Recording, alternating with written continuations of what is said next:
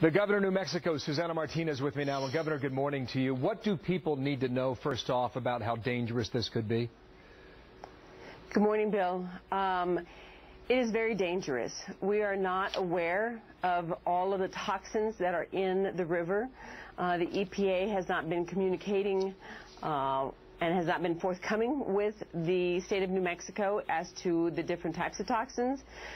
We have asked all cattle, the ranchers, anyone that has any kind of livestock to keep the animals away, for people not to be in the river, to not drink the water, to not boil it, thinking that that will cause the water to be potable. The dangers in the short term and in the long term are unknown because the EPA is not communicating openly with the state of New Mexico. So you're not getting the answers you want. Initially it was 1 million gallons, now it's 3 million gallons, and you're not getting the... Go ahead. Well, initially we weren't even told that the toxic spill had ended up in the river. It took them about a little less than 24 hours before they even told us, number one.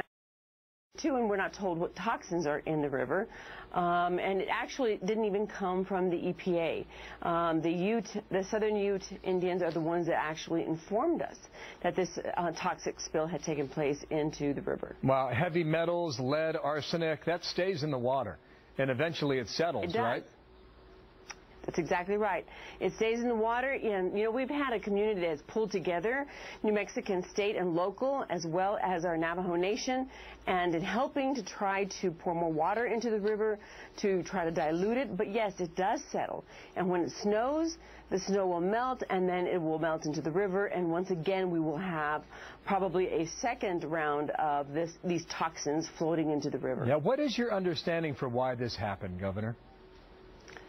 You know, they were trying to, there was a leakage in a mine, an old mine in Colorado. While that leakage was taking place, they were trying to plug it and seal it. Instead, the plug actually failed, and they told us that there were 1 million gallons of toxic waste that was flowing into the river initially, and then it turned into 3 million gallons.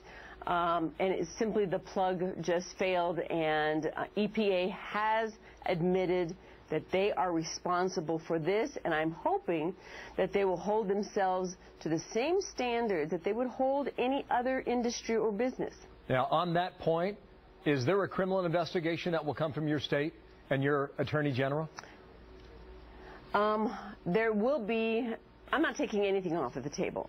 Right now, we have people preparing for a lawsuit if that is what we need to do, but nothing is off the table. Well, you can see how the government will go after private industry, right?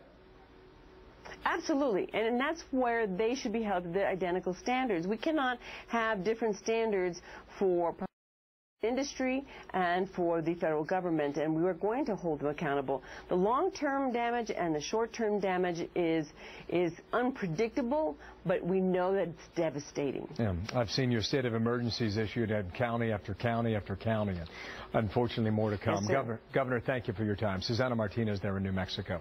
Thanks.